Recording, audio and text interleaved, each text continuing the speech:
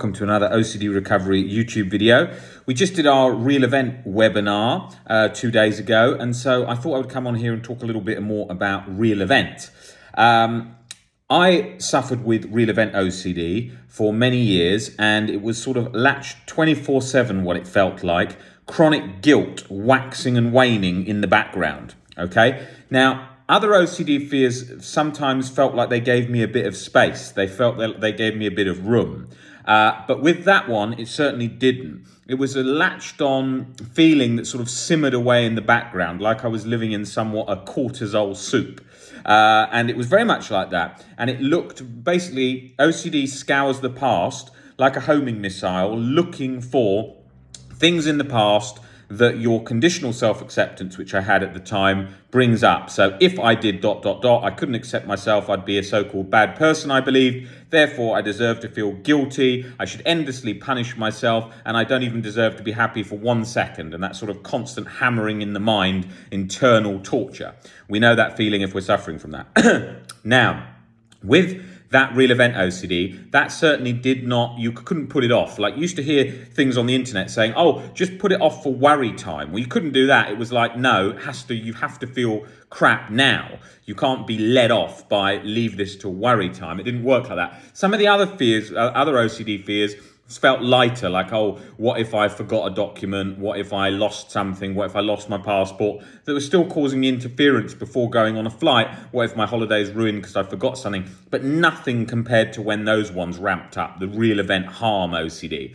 And I didn't have any idea that I had OCD at the time. So it was just like, I thought that how I was feeling was a genuine concern, definitely not OCD. Well, I didn't even know what OCD was, but even later when I did, I still thought, no, this one definitely isn't. It feels as real as it can get. I don't even feel anxious, the classic backdoor spike, where it's sort of trying to get you with that, like, oh, if you're not anxious, that means that it must be real, because we try and frantically tell ourselves that that this is OCD, just an OCD thought, and it's like sort of saying, sorry, my language, it's sort of saying, fuck you, there's no chance I'm letting you off the hook with that. You've definitely done this, it's definitely real, and you can't get bypast this by just telling yourself, oh, it's an OCD thought, because what a cop-out. Wouldn't everyone sort of like to get off things in the past with that? And it sort of feels like that. It sort of doesn't give you that way out. And so what we cover in the webinars, and in this next one coming up, the OCD Recovery Journey webinars, is the journey of unconditional self-life and other acceptance, particularly here, unconditional self-acceptance, where we haven't got that. We're saying if we did X, Y, Z in the past, then we were unforgivable. We don't deserve to even be at peace for 1 second. And that's where it's sort of trying to sabotage us with saying our whole future's now in jeopardy, because we'll never be able to be happy again if that's the case. We'll never be able to be at peace again if that's the case, because we've done something that's so bad, that's unforgivable, and therefore the only existence for us is just constant chronic anxiety for the rest of our life, which OCD is hunting out those kind of specific things. So it will go, you'll say, oh, well, if I was this age, I could let myself off because I was a kid. Oh, if I was that age, I could let myself off. I couldn't let myself off. So it keeps moving the goalpost and saying, well, you were that age. You definitely were that age. So it keeps doing that. Sorry, the camera was moving around a bit. I hadn't put it on this rest here. So that's what it's going to do. It's going to specifically hunt out the things where you say, I definitely cannot accept myself under that condition. And if you were 13, then it's going to say 14, 15, 16, same as if it's reverse. If you're trying to work out something, maybe a harm OCD relating to another person, oh, they were this age, or whichever way they're trying to get in. If it was bad that they were younger or older or whatever, it's going to try and sabotage that from every angle, doing that. OCD is going to look for that. It's always looking for the chink in the armor. It's always looking for that gap in the past where there's uncertainty, where you can't really work out if it was real or not. And then it's going to morph that. And even if you know it's real, it's going to morph how it was, or the act in some way or another. And it does that. And then you'll just be frantically thinking, but why wasn't I ever worried about this before? Why did this never ever bother me before? Because that's how it's manipulated the scenario, right? And then, oh, if only I could replay it, if only there was CCTV showing exactly what happened, then I could be at peace. The sort of intolerance to uncertainty as well as the intolerance to the thing. And so that's what we break down by changing our perspectives. We don't need nothing in the past matters, whether it was real or not. It doesn't matter at all. Unconditional self-acceptance gets under it regardless. It's unconditional. It does exactly what it says on the tin. But we're so fixated on needing that relief and then feeling like we're just about to get the key for a lock that's going to unlock us to eternal peace. But just as we reach for that key, we never get it. And we're actually chasing a key for a lock that doesn't even exist. Okay, so that's very much what that feels like. And I want to put it very specifically what it feels like, because on social media and on the internet, it's very wishy-washy how they talk often about real event OCD, sort of just leave it, it's just a thought, it's just a false memory, it's nothing, it's just an idea, a thing that you've thought, a silly thought. No, it doesn't release that simplistically. If it did, there'd be very few people stuck with real event OCD, and it very much doesn't. We can release with getting a difference, changing your perception of your thoughts, learning to sit with uncertainty in milder cases, but usually in the chronic cases, you do. To bring it down so that you're less bothered by it, you have to be less fused to it. And to be less fused to it, you do tend to have to take the edge off it. And to do that, that means changing your perspective of it a bit. And then as you work towards acceptance, that's a much more liberating feeling, because that sort of cuts underneath whatever OCD has been lacked forever. Because it doesn't always release like that. In a lot of cases, I can change someone's relationship with thoughts and perspective of things and create some distance and work on a bit of acceptance with it, change their perspective, showing them however they were, they're a fallible human being, and how they acted doesn't make them bad, rotten through and through, and learning to have compassion for others that then makes it easier to have compassion for themselves. But the problem is, it's still often, not often, often, but the problem is, when you're stuck, when you're chronically latched, you've got to not try and force acceptance. So it's not like you have to fully accept it, have complete peace with it. Sometimes it does help. I've got that with lots of the real event, and it just made it so much easier when I did that with unconditional self-acceptance. That took time and that took practice. But you don't usually need to get to that level of acceptance. You usually are able to unfuse from it with a level of that depth of acceptance, but it just depends on the situation. And I have to be very careful how I word this, because otherwise people feel disheartened, oh, that feels too difficult, or whatever works for you. The goal is to end chronic anxiety and chronic guilt. If it hasn't gone, and you've tried leaving it there with mindfulness, you've tried leaving it there with meditation, you've tried not fighting it internally for a long time, you're going to have to go to deeper level acceptance. And how close you'll have to go to unconditional self-acceptance just depends on how you feel. It's different for different people. I mean, there are some people that, and like myself, there are some people that I had to really, really break down those core fears a lot to get that release. Until I accepted, for example, having HIV, making peace with HIV. Remember, this isn't agreement. You can watch our videos on this YouTube channel about why acceptance isn't agreement, the common misconception. But what happens is, with me, until I made peace with, even if I had HIV, it didn't really release. It stayed latched. And I don't like to be disheartening to say, like, to people, well, sometimes you're going to have to go to that level, but it does depend on your situation. For me, once I had accepted and made peace with having HIV, that was such a difference with health OCD. That was like no fears in relation to that fear anymore, gone. There was just nothing. There was nothing to do with that held me back. So there was never a trigger. There was never anything.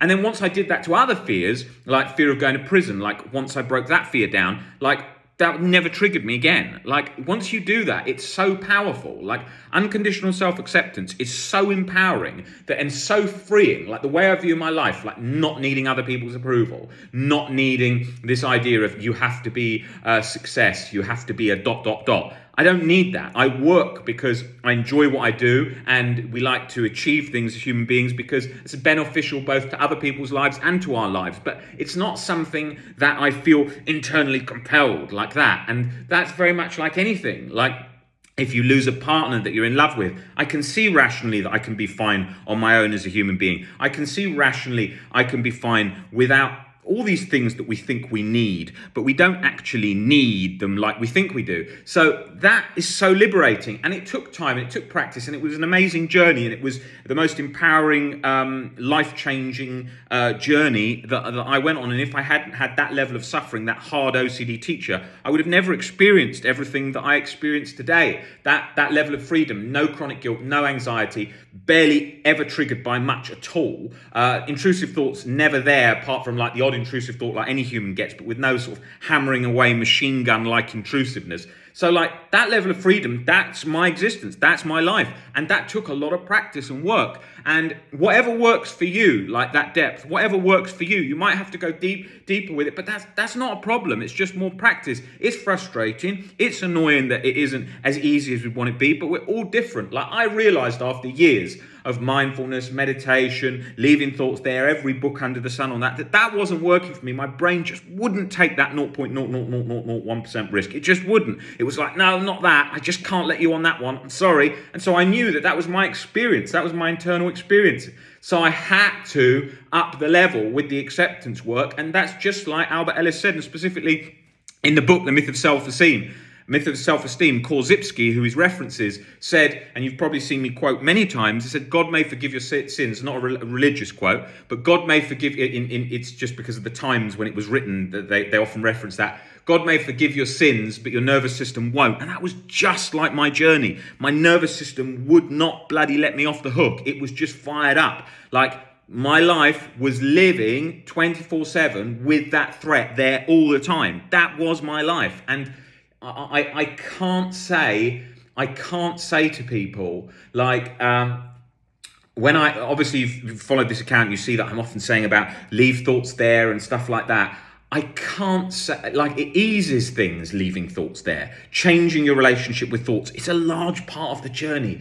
But I mean, how can anyone say today that will lead to recovery? It just doesn't seem to do that, you know? And it's just something where it blows my mind that today still, it's so obvious that is the key thing between recovery and why so many people are still stuck and why so many people are in OCD forums. Because yes, it's a part of it. I can say leaving thoughts there plays a significant part in the journey, but there's no way that with chronic OCD that you can say that's all the journey. What I'm referencing here is I don't even want to say that for mild OCD that's good enough a lot of the time. Yes, even with mild OCD, they get back to functioning. But if they have one life event that fucks that up, where they get a disease or their mum dies or they lose their job, they are in a desperate situation because they haven't got unconditional self-life acceptance that are the sort of the internal framework for that situation. So I can't say like, oh, for mild OCD, that's going to be, yes, it is enough in terms of getting back to no chronic guilt and anxiety all the time, but they'll be like instantly derailed if a life event like that comes along. 100% it will, because you see it happen. And that's why I think it should be taught, what we're talking about here, rational thinking, unconditional self-life acceptance, in the schooling system, because humans are going to come across real adversities and they're going to have to adapt to those. And that's key. And most human beings, if you tweak their life with if you were a sort of God character and you tweak their life with some really unfortunate events, they'd be chronically anxious and not able to handle those situations. And a lot of mild OCD recovery cases are just ready to get sort of back to chronic anxiety once a really difficult life event comes along. And then they just don't talk about how they feel. And so you don't see that they're actually stuck again. And for chronic OCD, there's absolutely no way that with some situation where somebody is really scared of a particular outcome, that's just going to calm down. Like, having spoken to so many people over the years with PTSD, people with cancer, people with parents dying, all sorts of situations, the best and most peaceful state I ever see them in is when they've accepted and made peace with that outcome in reality. Now, remember, acceptance isn't agreement. So that is so absolutely crucial for getting under it, to bringing that much calmer state. Think of someone in the army. If they're at peace with, I might die in this battle, that's obviously going to put them in a mindset where they're much calmer than somebody who's absolutely, utterly terrified of the whole situation and death and everything, much more than someone who's been maybe in the army for 10 years and has come to terms with that a lot more. And you see that spoken about in films, and you see that referenced in the past, in history. And it's so key. It's so important that we look at real events. We look at life events that are going to happen to any of us. We're going to be hit with life events.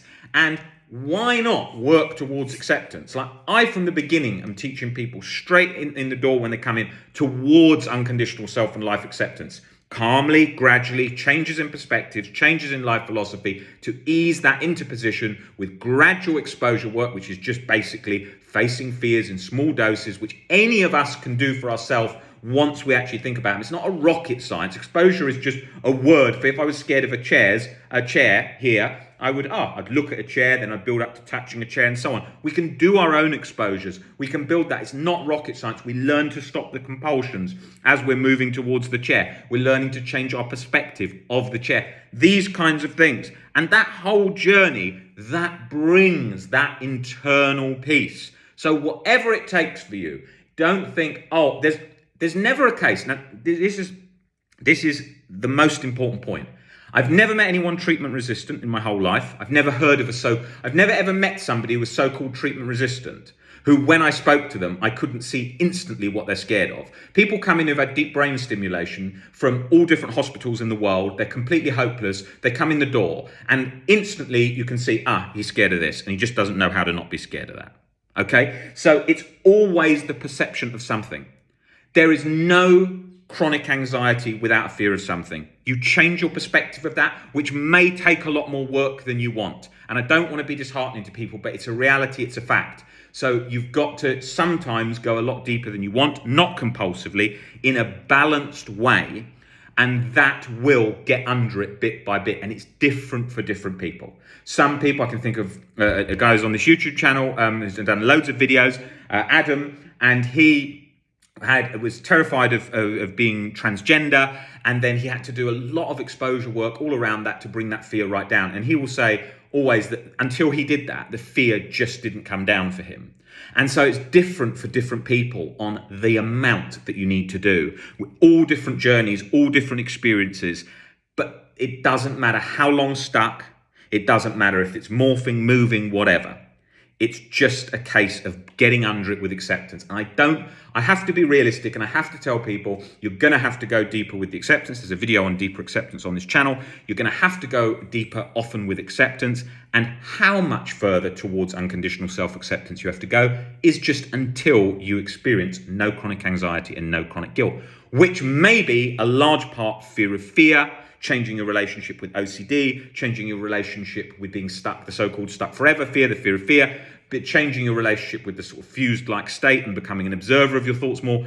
Different. Sometimes people are overdoing acceptance and they need to become better at observing the thoughts. All those angles, looking at all of that. So whichever angle it's coming from, or you're stuck on, or you're locked up on, we can ease that from and look at that and work out exactly what's going on there and ease that off bit by bit. But often, the key point is with things like Real Event OCD, we often have to go to a deeper level of acceptance than we expect. And that really helps get under those roots of where it's latched with chronic guilt. You know, if you're experiencing chronic guilt, like you feel like chronic guilt all the time, then yes, you may have to do more work there. The same with chronic anxiety.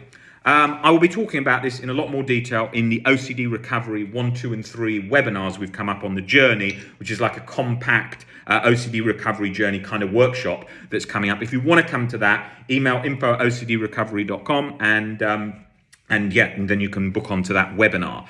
That was basically a sort of rundown of some of the key principles around Real Event OCD. And I'm going to be back on here talking a lot more about different OCD themes and getting under them and coming at them from different angles, and a lot to do with changing our relationship with thoughts and creating distance in that sort of fused-like state, and just getting ourselves to a position where we don't experience chronic anxiety and chronic guilt anymore, because that is the goal. That's what we want. And when I got to the other side of that and I realized, hey, look, nothing's triggering me, nothing's bothering me, I can't be easily sort of swayed by a scary thing, or there's nothing I'm avoiding. Like people say to me all the time, they say, you hear thoughts all day long of people's with OCD all the time. How do you not get triggered? I said, because it's not because I'm not running from them. When I was scared and I had OCD, I was always trying to run from them. I never wanted to hear them. I wanted to get away from them. I remembered getting triggered by different existential fears, sensory motor, and then being stuck and thinking, shit, I've got to keep away from those. But then when you go towards it, it does the opposite. That's what you need to do. You need to hear any of them. You need to get used to that. Getting uncomfortable, going into the fear, not trying to run away. That's the key message. I will be back on here probably tomorrow to carry on with some more videos. Hope you like these videos. If you do, please smash up the like button below and subscribe to this channel, because that helps more people see it as we try and raise awareness for OCD and give out as much information as we can about OCD recovery, so people realize why they're stuck and they're still stuck, and they're not so-called treatment resistant, and they're just scared of something and they haven't learned yet how to not be scared. Guys, great to see you all. I'm speaking at the same pace as Nick today. Been watching too many of his videos probably. And so, I have to slow down, maybe do a bit of mindfulness. I think with the videos that we're doing, we're producing lots of different videos, and I'm going to try and, because you guys have been DMing me and telling me what you want to see in these videos, I want to make sure that we get lots more covered on the individual themes: TOCD, POCD, Real Event OCD, acceptance, unconditional, like all about that. So there's a lot more on those sort of individual chapters of the OCD recovery journey. So that is what I'm going to be doing. So look out for that over the next couple of weeks. Guys, great to see you all. See you later.